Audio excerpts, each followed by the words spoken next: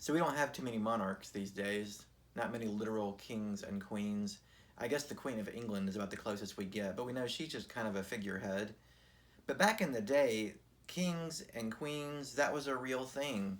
And their kingdoms were ruled by force and military might. And you didn't dare disrespect the king or his kingdom. They conquered through armies and weapons and force.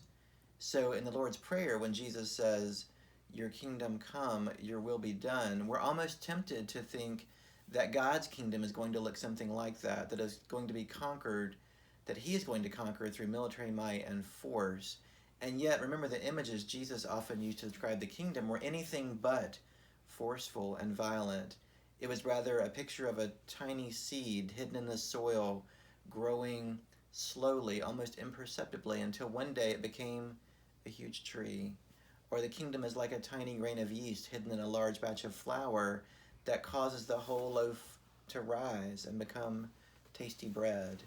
The kingdom is invisible, imperceptible. It's not a traditional human kingdom. In other words, the kingdom is not going to be like a campaign, not a political campaign, not a military campaign, not an advertising campaign. It's not going to be loud and flashy and sexy. It's going to be quiet, almost imperceptible.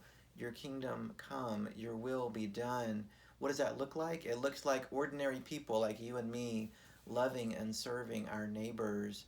God's will is accomplished as we do the quiet, invisible things of loving our families, loving our neighbors, loving our communities.